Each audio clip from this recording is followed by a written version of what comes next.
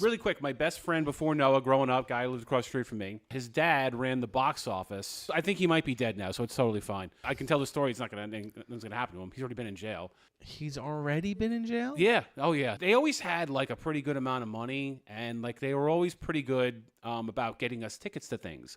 So an example of that would be like my mom and dad were big Michael Bolton fans, or my mom was anyway. Okay. So she would go to like the Jones Beach box office to go buy tickets for Michael Bolton or Celine Dion or one of these freaking 80s music stars. And all of a sudden, some big beefy dude would pull them off the line and go, come over here.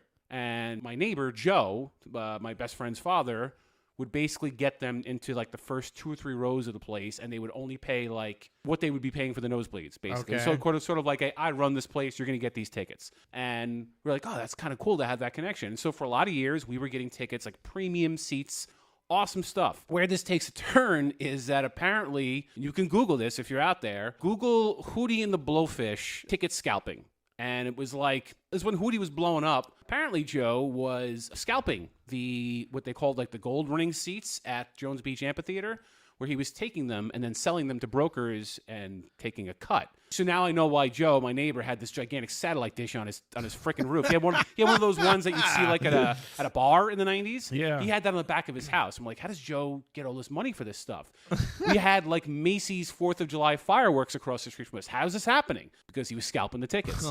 So the long story short is that Joe was the guy that was selling Hootie and the Blowfish tickets, and others I'm sure too, but Hootie was the one that like basically caught wind of it and said, hey, something's going on with our tickets because like our fans are saying they can't purchase them because he was scalping them, to brokers. That's crazy. Listen, I get both sides because I was the beneficiary of many good seats. So I was like, poor Joe, this is bullshit.